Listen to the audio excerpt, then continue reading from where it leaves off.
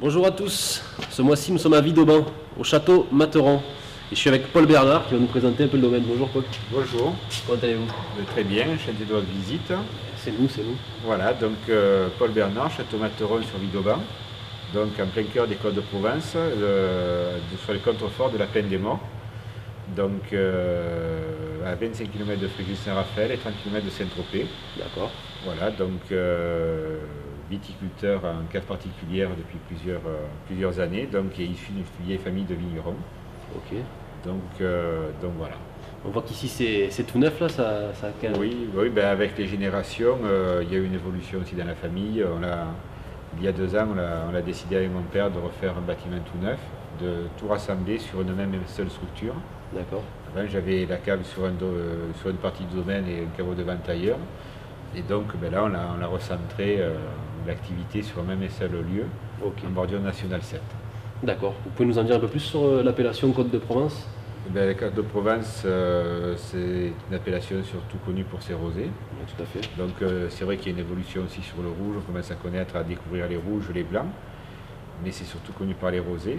Pour les rosés, c'est une appellation qui, surtout dans le département du Var et un petit peu dans les Bouches-du-Rhône et dans les Alpes-Maritimes, et avec une production annuelle de 990 000 hectos.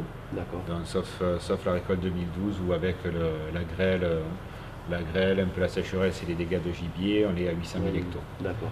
Voilà. Au niveau de Vidauban, donc est-ce que c'est un peu les particularités qu'on retrouve par rapport à d'autres endroits en Côte de Provence ici Ben, disons, l'avantage de Vidauban, il y a deux terroirs bien distincts. C'est-à-dire il y a au-dessus d'un National 7 et en dessous d'un National 7. Au-dessus, on est sur des terrains argilo-calcaires, donc très profonds, assez riches. Et en dessous de la National 7 et l'autoroute, on est sur des terrains siliceux argileux, c'est-à-dire avec quand même 60% de sable et la roche primaire qui se retrouve à 40 cm de profondeur. Donc des vins qui sont un peu plus pierre à fusil au niveau goût et arôme, avec des rendements un peu moins importants et qui craignent malheureusement la sécheresse. D'accord. On vérifiera tout ça en dégustation tout à l'heure. Voilà. Donc au niveau du domaine, vous, votre façon de travailler, on voit qu'il y a beaucoup d'inox. Alors, donc quand on a restructuré, quand on a tout rassemblé sur le lieu, sur le seul et unique lieu, on a quand même gardé une partie cuverie émaillée et on a racheté aussi des cuves inox mais de 50 hectos pour pouvoir faire des micro-vinifications. D'accord. Voilà, faire des cuvées. Puis bon, pour la conservation du vin aussi, une fois que les vendanges sont finies, que les soutirages, les mises en bouteille se préparent, ça nous permet d'avoir des lots homogènes. Ok. Bon, on va un peu parler du travail dans les vignes. On n'a pas pu y aller aujourd'hui parce que même en Provence, le temps n'est pas adéquat. N'est pas adéquat, ça arrive. Mais ouais, dans les vignes, ça se passe comment à peu près? Alors là, je fais de l'agriculture raisonnée, mais je ne demande aucun label. Je trouve qu'on a quand même assez de papier en France à faire. Donc sur 14 hectares, puisque l'exploitation fait 14 hectares, donc 10 hectares d'un seul tenant et 4 hectares dans les sables. D'accord. Donc on fait le travail du sol, mais aussi on désherbe le pied. Et puis au niveau traitement aussi, on passe énormément dans les vignes.